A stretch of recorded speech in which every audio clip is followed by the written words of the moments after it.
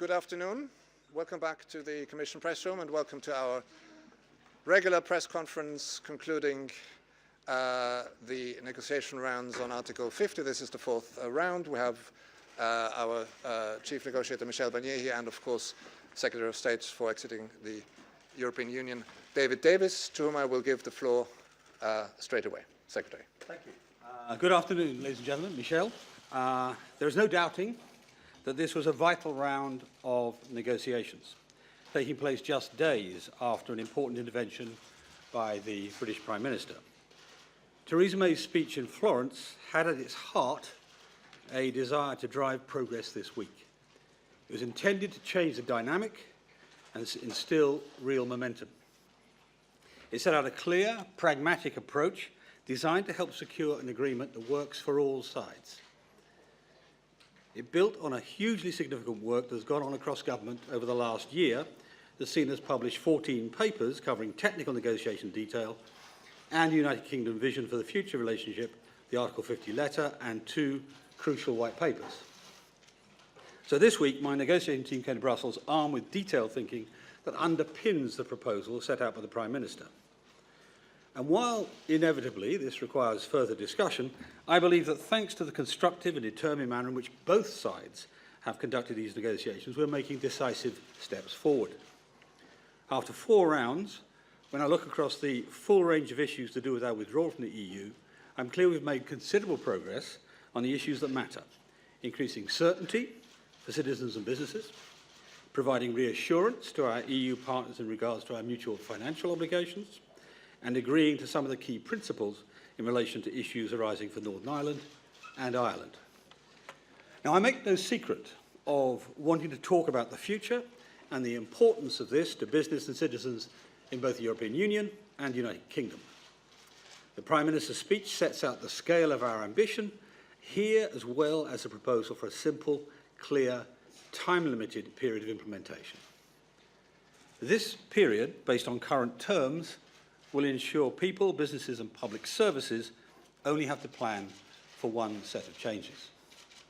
I believe this should be quick to agree once Michel has a mandate to explore it with us. As the Prime Minister said last week, our shared future can only be founded on partnership, friendship and, most importantly, trust.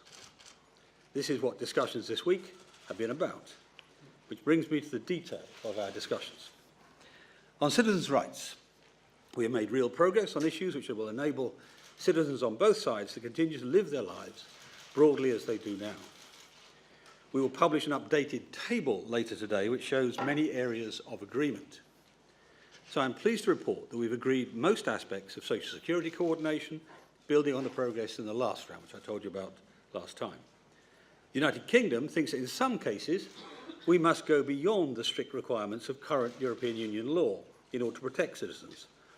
For example, we have offered to the European Union guaranteed rights of return for settled EU citizens in the UK in return for onward movement rights for onward movement for UK nationals who currently live within the 27. And I look forward to the response of the Commission to this offer once they've consulted with the Member States. But we must also acknowledge that a major question remains open between us. It relates to the enforcement of citizens' rights after we leave the European Union. The UK has been clear that as a third country outside of the European Union, it would not be right for this role to be performed by the European Court of Justice. But we have listened to the concerns that have been raised, and as a direct result of hearing those concerns, the United Kingdom is committed to incorporating the final withdrawal agreement fully into UK law, direct effect, if you like. We also recognise the need to ensure consistent interpretation of European Union law concepts. We've not agreed the right mechanism for doing this yet, but discussions this week have again been productive. And we've provided further reassurance on how European Union citizens will be able to apply for a new status once we leave. And we know those that are already holding permanent residency documents should not have to go through the full process. So we presented early thinking on detailed processes and plans on how we might ensure this does not happen. It's all about providing certainty, clarity, stability for European Union citizens living in the UK and UK citizens living in the 27. And it represents pragmatic compromises to our shared challenge of ending anxiety for those citizens. The shape of that deal is becoming clearer. We need to continue to work to address this in the interests of citizens on both sides. In her recent speech, the Prime Minister reassured our European partners they'll not need to pay more or receive less over the remainder of the current EU budget plan as a result of our decision to leave. The UK has explained this reassurance in detail to the Commission. The Prime Minister also made clear that the UK will honour its commitments made during the period of our membership. We're not yet at the stage of specifying exactly what these commitments are. That will need to come later. Nevertheless, our negotiating teams have held very constructive discussions this week on detailed technical issues relating to that. This work is necessary so that when the time comes, we'll be able to reach a political agreement, and discussions will continue. On the issues that arise from the UK's withdrawal from the EU in relation to Northern Ireland and Ireland, we have had a constructive discussion and made progress in some areas. Both sides recognise that the unique situation and the special circumstances on the island of Ireland must fully inform any solutions. We welcome the EU's recent guiding principles paper, which reaffirms the high degree of alignment between us on this vital strand. Specifically this week, we have begun drafting joint principles on preserving the common travel area and associated rights. We are both agreed that the Good Friday Agreement citizenship rights must be upheld, and we're working together on how this commitment is best codified. The joint work which we agreed in the August negotiating round on preserving the North-South cooperation strand is moving along at pace. We're addressing complex issues here, but both are resolved to finding imaginative solutions. We owe it to the people of Northern Ireland and across the island of Ireland to see these commitments through. We remain firmly committed to making as much progress as possible on those issues that are related to our withdrawal from the EU institutions and must be resolved before our departure from the European Union. I'm encouraged by the progress we've made this week on issues relating to Euratom. The EU welcomed our clear statement. We will maintain the same standards in our future nuclear safeguards regime, which will be run by our existing nuclear regulator, the Office for Nuclear Regulation. We're now close to reaching agreement on the vast majority of issues set out in our position papers on this issue. Of course, we want to have a close and effective relationship with Euratom in the future, and the best way to secure that is to press on with discussions on the details of this new partnership. On a number of other issues, goods, union and member state procedures, privileges and immunities, ongoing confidentiality obligations, we have had constructive discussion on technical issues and in some areas reached agreement on the core issues. At the beginning of the week, I mentioned the UK's real and ongoing commitment to our European friends and allies.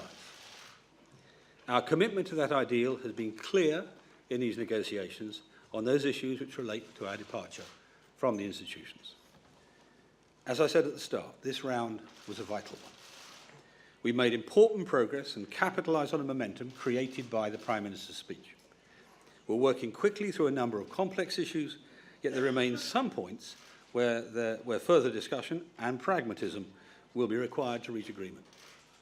It's true that there are differences of opinion, but with the continued diligence and creativity of our teams, I am confident we can resolve these. While the UK's departure from the European Union is inevitably a complex process, it's in all our interests for these negotiations to succeed. We must never forget the bigger picture. Britain wants to be the European Union's strongest friend and partner. We want us both to thrive side by side. I leave Brussels optimistic about this future, and I look forward to continuing the negotiations. Thank you. Michel. Thank you, David, and good afternoon to all of you. The Prime Minister's speech in Florence has created a new dynamic in our negotiations, and we have felt this during the negotiations this week, as David just said. On Monday, I said that we needed a moment of clarity. David and I, as well as our teams, worked well together. I want to thank both teams for their dedication, their professionalism, and their expertise. We managed to create clarity on some points. On others, however, more work remains to be done, and we are not there yet. But we will keep working in a constructive spirit until we reach a deal on the essential principles of the UK's orderly withdrawals. Allow me also on my side to briefly outline what was agreed this week and what more needs to be done. On citizen rights, our priority, the UK has agreed to give direct effect to the withdrawal agreement. This is very important. It will give the assurance to our citizens that they will be able to invoke their rights as defined by the withdrawal agreement before UK courts. We agreed to guarantee for the citizens concerned that the UK will apply EU law concepts in a manner that is consistent with EU law after Brexit. But we failed to agree that the European Court of Justice must play an indispensable role in ensuring this consistency. This is a stumbling block for the EU. There are others. Number one, a big gap remains between our positions on family reunification. We want existing rights to continue for the citizens concerned. Number two, the export of social security benefits also remains to be discussed. And number three, citizens need simplified administrative procedures. The UK stated its intention to put in place a streamlined system. We are looking, David, forward to hearing the details about this new system. On the financial settlement, an expert group held detailed talks on technical aspects, and those talks were useful. The Prime Minister May said two things in Florence. First, that no member state should pay more and no member state should receive less because of Brexit. Second, that the UK will honor commitments taken during its membership. This week, the UK negotiating team made clear that applying the first principle would be limited to 2019 and 2020.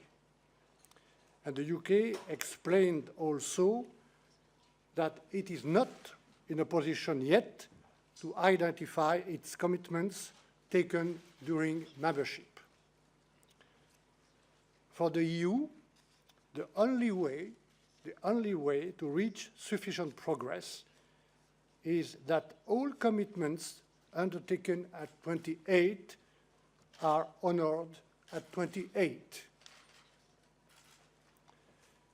On Ireland, we had a constructive, once again, a constructive discussion, and we made progress in some areas. As David just said, both the EU and the UK recognize that Ireland is in a unique situation. Any solution will need to be fully informed by the special circumstances on the island of Ireland. As I mentioned several times, such solutions must respect both the integrity of the single market and the Union's legal order and the Good Friday Agreement in all its parts. We also confirmed our commitments towards maintaining the common travel area and started drafting common principles. Ladies and gentlemen, we have had a constructive week, yes, but we are not yet there in terms of achieving sufficient progress. Further work is needed in the coming weeks and coming months. In 3 weeks from now, the October European Council will be an opportunity for me to take stock of the negotiations with the Presidents Juncker and the President Tusk and the 27 heads of states or government. I also look forward next week to the European Parliament's resolution, which is important. I hope that the new dynamic created by Prime Minister May's speech in Florence will continue to inform our work. Let's leave it here. We will pick up in the week of the 9th of October, where we left off this week. And I want to thank you for your attention, too. Thank you very much. We have time now for 4 questions. And I will start with Ben. Thank you very much. Ben Wright from the BBC. Ben Wright from the BBC. Can you hear me now? Thank you very much. Ben Wright from the BBC. 2 questions, if I may. David Davis, your tone today is clearly more optimistic. There's a warmer atmosphere in here. But there are obviously big stumbling blocks, in particular the role of the ECJ enforcing citizens' rights and the massive issue of money. The European Union clearly want commitments for more. Do you honestly feel that this is a proper negotiation, or are you simply trying to pass a series of tests the EU is setting you? Monsieur Barnier, if I may, could you define more clearly for us, please, the phrase sufficient progress? It's very vague. And couldn't it be argued that it's your very narrow interpretation of the negotiating mandate that is holding these talks back? Sometimes the questions make me laugh. Of course, it's a proper negotiation. We're here every round with 100 officials. And to take one example today, I mean, later on today we'll be publishing an updated table of progress on citizens' rights that shows the direct outcome of those negotiations. Now, if you look at them, you'll see most of them are now green, as they term it, and it's an agreement between us.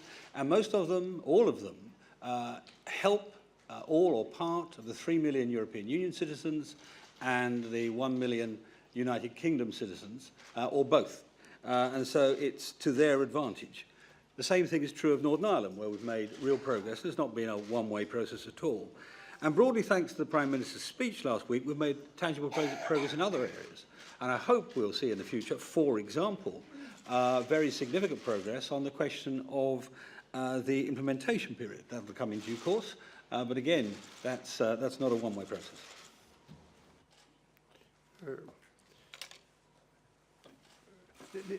Les citoyens britanniques, dans leur majorité, ont décidé souverainement de quitter l'Union européenne. Le gouvernement britannique a, de son côté, confirmé qu'il souhaitait aussi quitter le marché unique et l'union douanière, qui accompagnent évidemment le marché unique.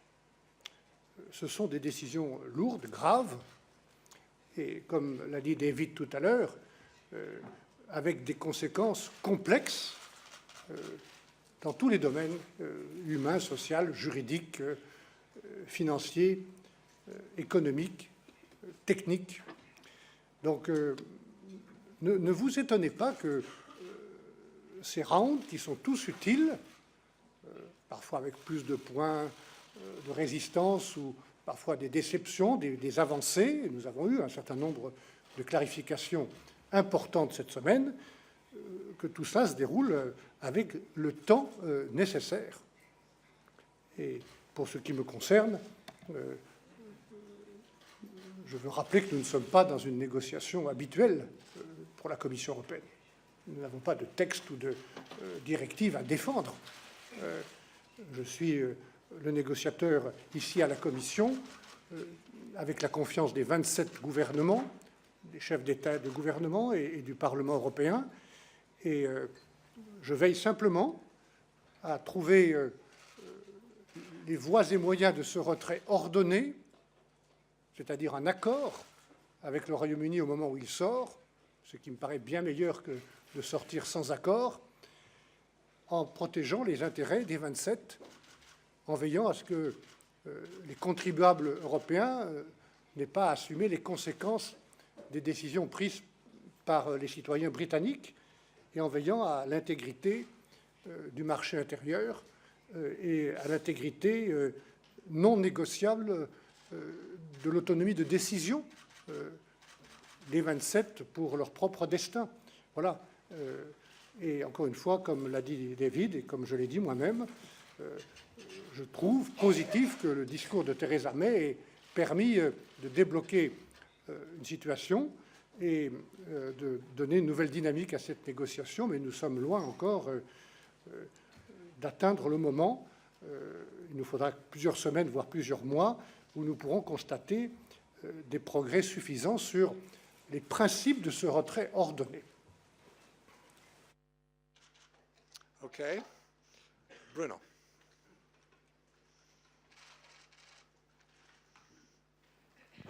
Bruno Waterfield, Times of London.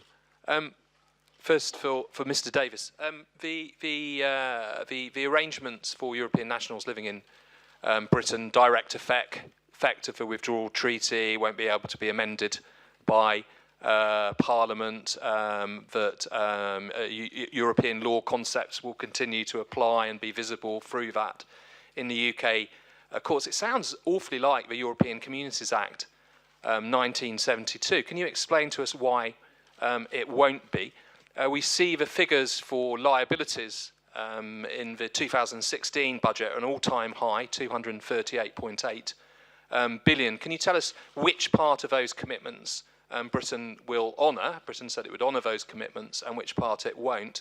Mr. Barnier, on October the 9th, we're hearing that Britain will make new concrete proposals on these areas to you. If they go some way to addressing your concerns, would you ask the European Council on the 19th of October to adjust your mandate in order to be able to get deep into the nitty-gritty of a transition arrangement? Thank you, Bruno. It doesn't look anything like the 1972 Act to me. Let's say what it is. We have been discussing this, you might imagine this is central, this issue of the rights of European Union citizens in the UK. And we accept, and have done from the start, that there is a need for certainty for them. And that's what we are aiming to produce, without allowing the European Court of Justice to make rulings within and on cases in the UK.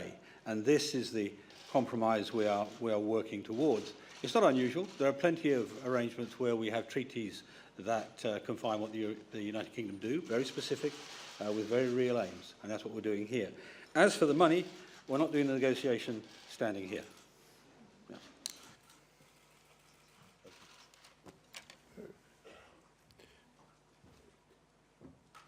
J'ai répondu tout à l'heure sur les progrès suffisants. On pourrait rentrer un peu plus dans le détail, mais quand vous lisez les papiers, les position papers rendus publics de manière transparente par la Commission et mon équipe, vous y voyez ce que nous attendons sur la protection durable des droits des citoyens et la cohérence de l'interprétation de ces droits des deux côtés, sur les engagements financiers où nous demandons simplement, ni plus ni moins, que les engagements pris à 28 soient respectés à 28, et sur l'Irlande, où nous progressons.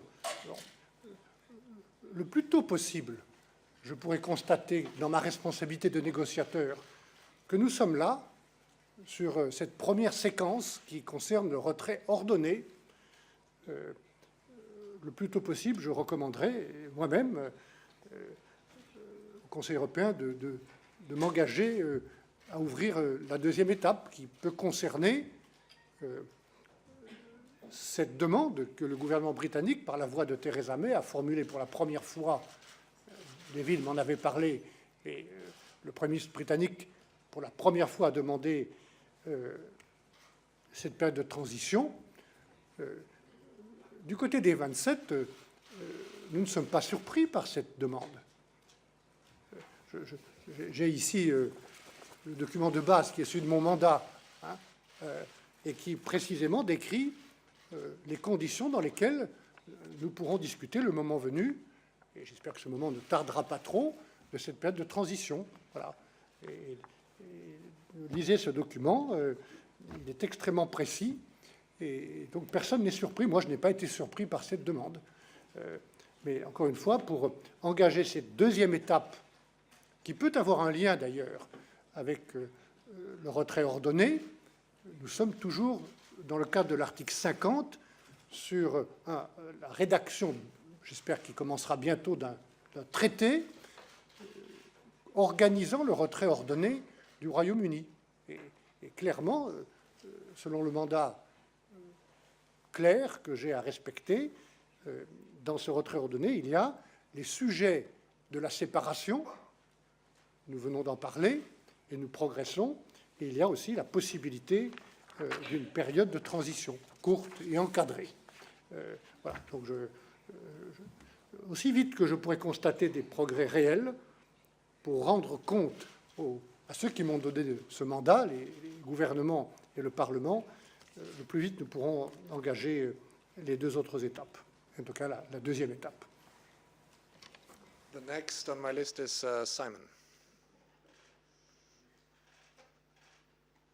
Thanks, Simon Taylor from MLEX. Question for Mr. Barnier. Mr. Davis said on Monday that the financial settlement could only properly be resolved at a later stage when the future relationship was clarified.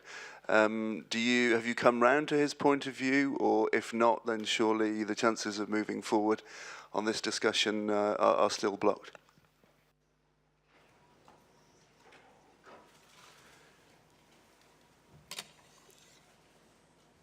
D'abord, sur le fond, grâce à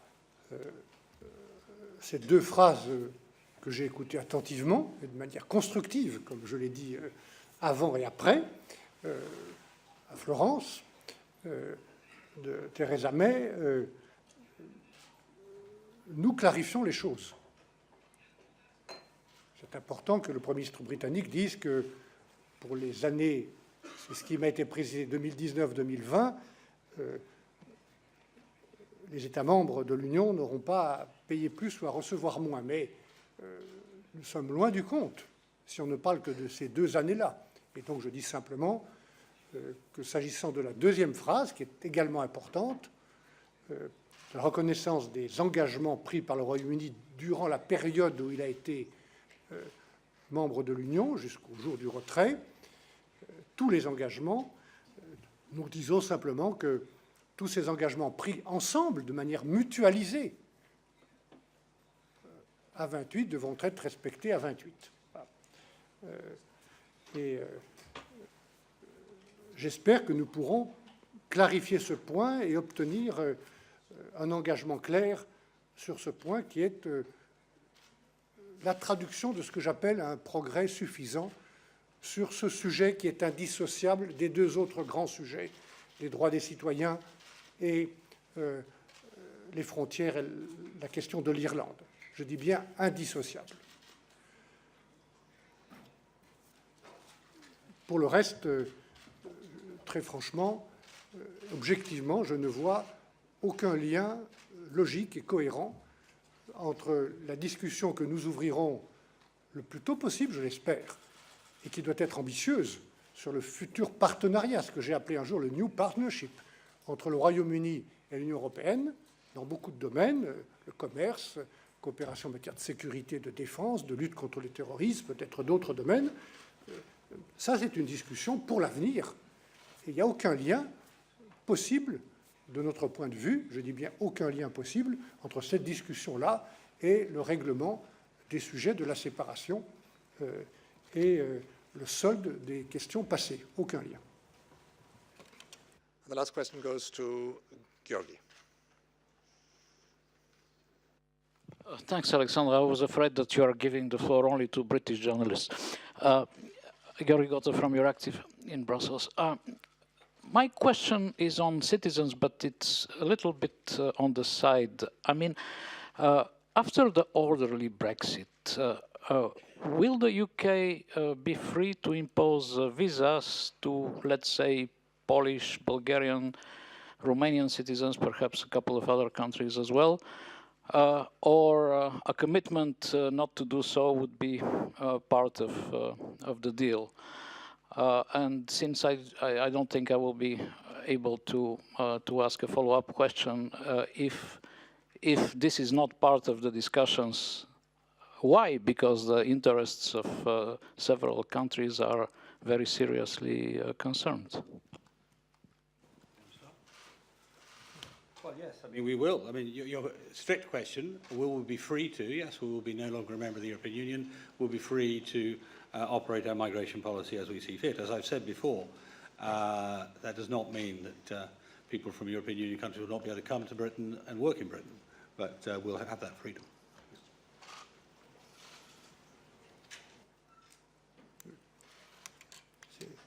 Cette question s'adressait plutôt à David qu'à moi, hein.